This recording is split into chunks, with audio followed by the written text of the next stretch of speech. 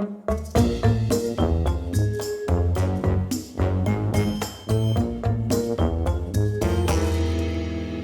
everybody, Zee Garcia here. So today I'm going to be doing a comparison video between the original version of Gem Rush here that I reviewed a couple of years ago on the channel to the new printing, the second edition of Gem Rush. Both of them from Victory Point Games, but this one in their new line of games which are produced at a higher caliber.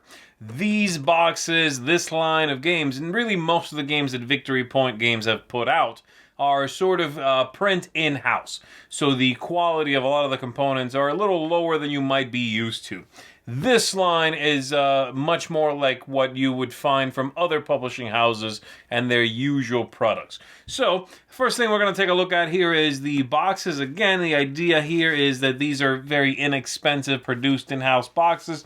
They come with a sleeve like that, and then the inside looks the same no matter which game it is. It has a tab here that you open up, and then all the components are just kept in there here, a random baggie in there. You're definitely going to need them because, as you can see, no insert whatsoever. Once you're closing, you have to make sure that nothing is up against the edges because of the flaps here.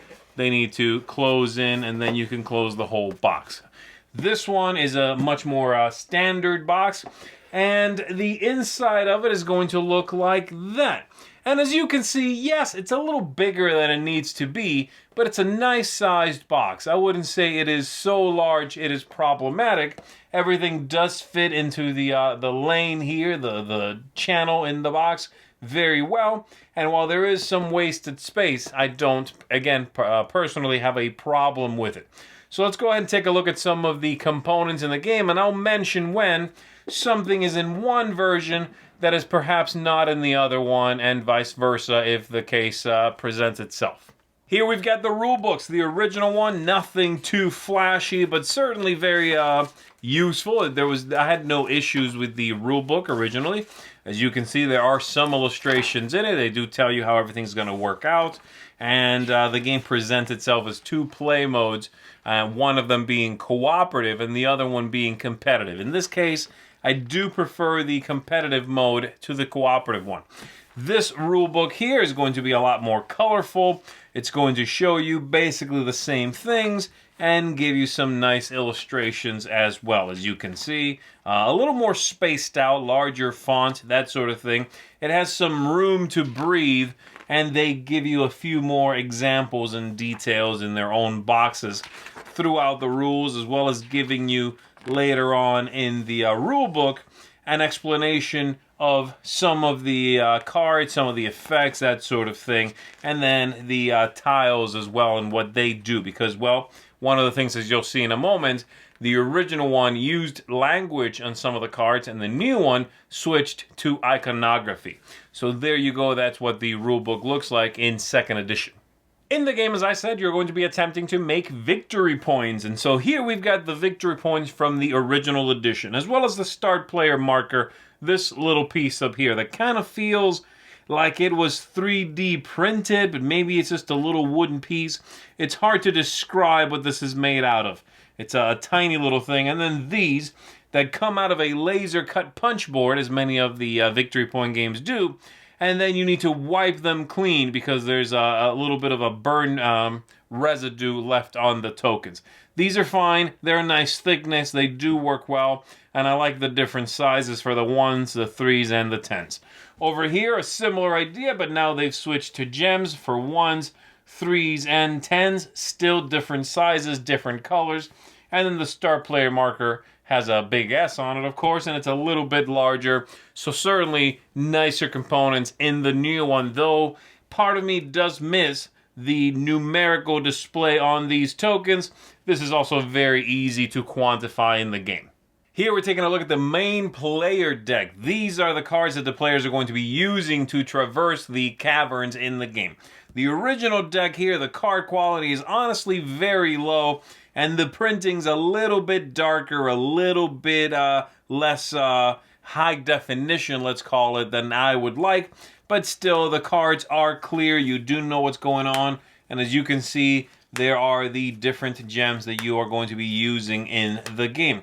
As well as, every now and then, you are going to come across one that is Diamond Dust. That is basically a wild card. So that's largely it. The new ones here are going to be a little bit brighter, much more colorful, and these are also linen finished cards. So the quality of this deck is superb. It's really much higher than the original one, but again, a very similar idea. You'll also, in this deck, as you can see, it's a larger deck. There are more cards, and that's because they've added 2 new gems to this deck with new effects. So you're still going to find your Diamond Dust, and those are the wild cards. Let's see if I can find one of those to show you that's a pure Diamond Dust card. There you go. There's that one. So same card there. But then they've added 2 new things. The first one, a Warp Stone. And when you play this card, you can warp to anywhere in the cavern. You just discard that card and play it, or if you are building somewhere, the Warp Stone lets you build anywhere. It doesn't contribute to the cost of something, but it'll let you build any place. Lets you jump around a little more. I like it. And then there's one more, this one here, that looks sort of like a metallic brick. They call it orichalcum, I believe. And that one, quite simply, when you use this card to build, that itself won't give you any building materials, but you'll make one more victory point than you normally would when you use it to build. I like the 2 new stones. They're simple, they're clear, and they make the game a little bit more fun. So I do like them. So here, the clear winner, of course, is the 2nd edition with simply better quality cards and more effects contained in the deck. Here we've got the 2 stacks of room cards. As you can see, the new ones over here are slightly smaller than the original ones, but the card quality, just as in the player deck, is much higher. Linen finished cards, very nice printing on them, a little brighter than the original ones, and you are going to get more of them. There are 48 cards in the original deck, 80 room cards in the new one, though some of those are just tunnels, and those are basically blank rooms. The cards themselves are going to show you, as you can see here, different portals, different openings that you can traverse through by paying their requirements and making some victory points. And then the rooms are going to have some sort of effect printed right in them so that you can take that action on your turn. The new ones are going to show you basically the same thing, though again, they're a little bit brighter. They're going to show you the same openings. They're going to show you the victory points right below, the same idea. But these have switched to an iconography mode of telling you what the tile does. I was a little bit concerned about that. Honestly, it was my biggest apprehension about this new printing of the game, that would be a little less than clear. I was so very used to simply reading what the card did and understanding what I could do. There's a tunnel, which is, again, just a connection tile. But I have to say, now that I've played the new one, that apprehension has gone away. They've managed to do some great iconography work on these and make them very, very clear. So I have no issue with that.